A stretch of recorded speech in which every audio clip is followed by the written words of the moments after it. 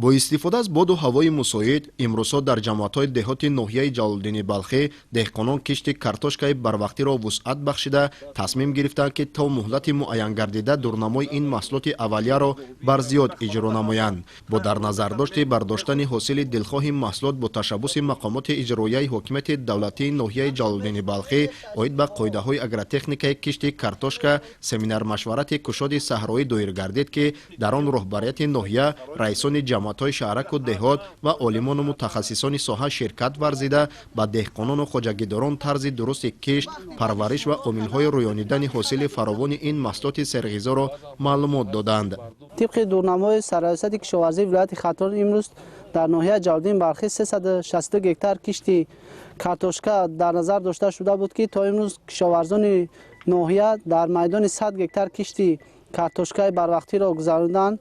این چنین در تمام جماعت‌های شهرک دهات ناحیه کشتی کارتوشکا به مردم ادامه داده ایستادند. خواجگیداران نیت دارند که تا 20 ماه روان کشتی کارتوشکا را با پرگی به اجرا رسانند. بنابر معلومات ریاست کشاورزی ناحیه در موسم امساله در خواجگی‌های جمعیتی و کооپراتیوهای استحصالی در مساحت بیش از 360 گکتار کشت کارتوشکای بروقتی پیش بینی گردیده تا امروز دورنمای آن زیاده از 100 گکتار اجرا گردیده است. مورد ذکر است که استفاده ثمرناک زمین و اصولهای معاصر کشت و کار محصولات کشاورزی از عامل‌های مهم فراوانی حاصلناکی و رشد ساحه کشاورزی ارزیابی می‌گردد. با در نظر داشت این نکته کشاورزان ناحیه در روند کشت و کارکرد زراعت‌های پرورش نموده‌شان قاعده‌های اگرتکنیکی را پورا رعایت کرده از آن حاصل فراوان به دست می‌آورند. اصلا تخمی‌های نوی مسچای کوهی و از تخمی‌هایی که از فدراسیون روسیه آورده شده است کشت و پرورش کرده می‌شوند. اقلیم ناحیه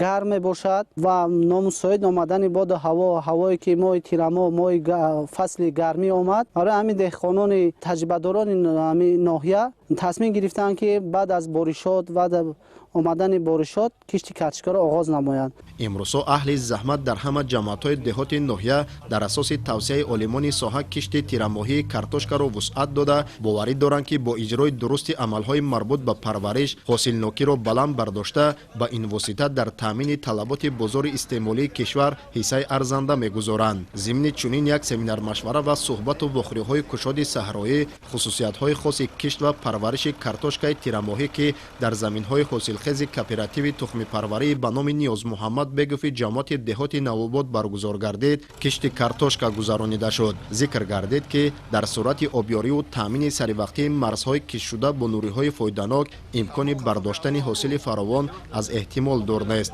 طور مشاهده می‌گردد امروزها کشت کارتوشکا در خواجگی مذکور با وسعت جریان داشته اهل زحمت با استفاده از تخم‌های خوش‌صفت و تکنیکای ساحوی اقدام گرفتند که دورنمای کشت کارتوشکا را در مهلت پیش بینی شده به انجام رسانند.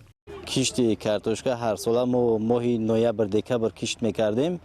سبب بروقتر کشت نمودن برآمدن همین کارتوشکا خنکی به محل می اومد کشت کارتوشکا ما رو خنک میزد.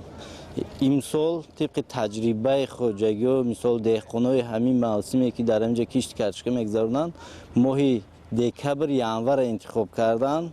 علاقه ما آخر ماه دکمبر اول ماه ینور کشت سر کردیم.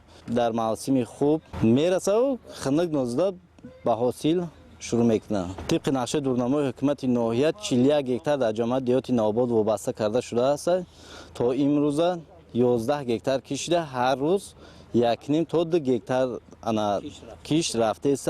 در رفت مشورت کشاد صحرایی در همه جماعت‌های دهات ناحیه جلال‌الدین بلخی کشاورزان اوید به زنجیره استحصال کارتوشکا در کشت تیرماهی شروع از انتخاب تخم کارکرد و آماده‌سازی قطعه زمین مورد کشت روند کشت و مرحله‌های بعدی پرورش آن تبادل نظر کردند. جهت اجرای دستور و سپارش‌های حکومت جمهوری تاجیکستان در سمت استفاده ثمرناک زمین‌های کارم و انجام سریوقتی کشت کارتوشکا در ناحیه جلال‌الدین بلخی مسئولین در همکاری با خواجگیداران تدبیرهای ثمره بخش را عملی می‌نمایند. نتیجه زحمت صافدلانه دهقانان ناحیه بود که سال جاری آنها از کشت بهاری زراعت‌های گوناگون کشاورزی حاصل دلخواه برداشته محصولاتی از طلبات سهامداران خواجگی‌هایشان برزیاد را به بازارهای کشور صادرات نمودند. اقلیم ما بهترین اقلیمی است که در یک فصل سال هم خیلی که شما میبینید هم کشتی کارتوشکا گذرانده ایستادیم، هم جمعواری حاصلی گلکرم هم